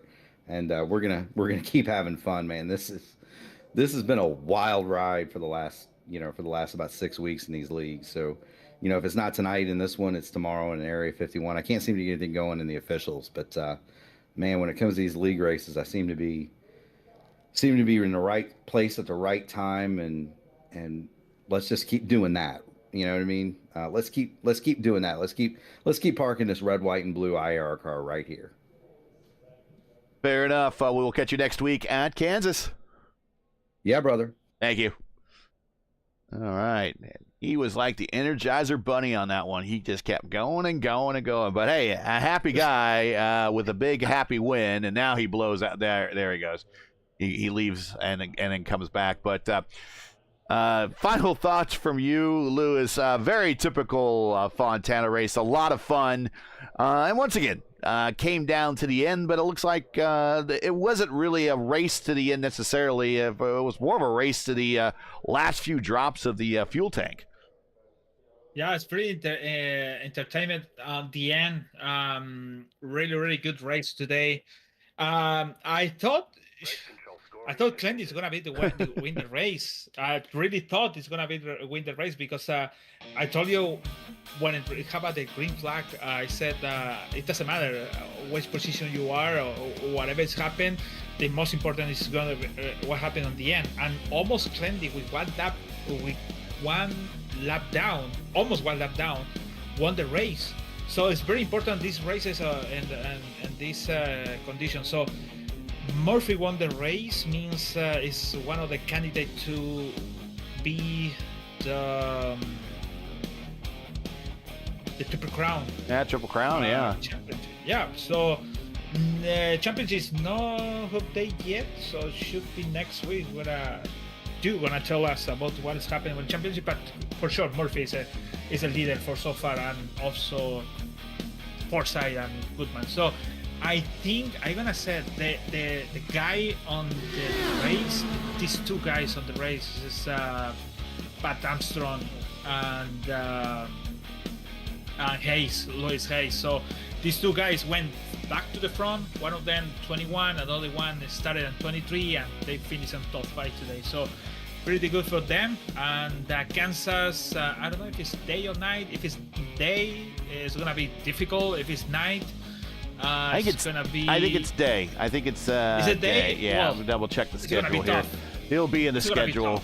tough. No, it's day race.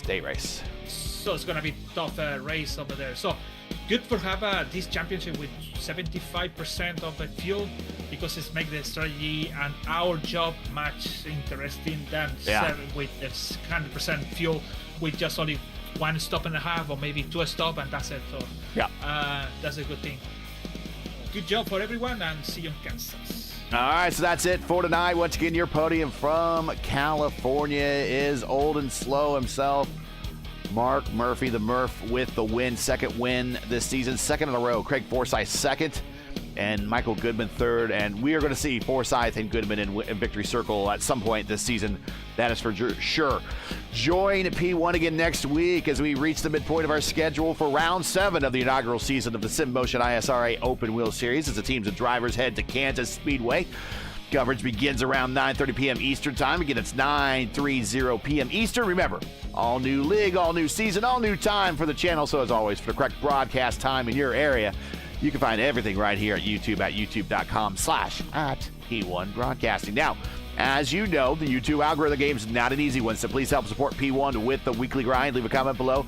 Let us know what you thought of tonight's race. And if you enjoyed tonight's coverage, support us by smashing like in the video. If you're new, click subscribe, and while you're at it, hit the bell for weekly reminders so don't miss out on more P1's other iRacing programming, including tomorrow night, the IndyCar Oval Series from Chicagoland Speedway, 7:15 p.m. Eastern Time. You won't want to miss it.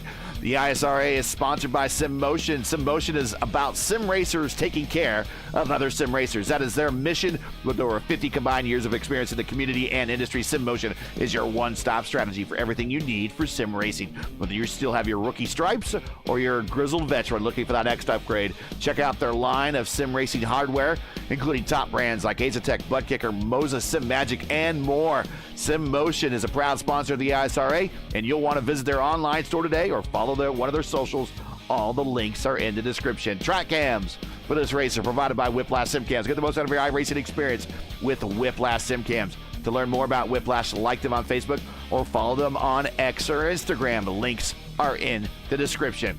So for Luis Gonzalez Nunez, everyone at P1, SimMotion, and the ISRA, I'm Gary Gatto saying to all good night and thanks for watching, and all of our men and women serving in the military and as first responders, Godspeed, God bless, and come home safe. Catch us again right here next week in Kansas, the next race of the SimMotion ISRA Open Wheel Series. Good night.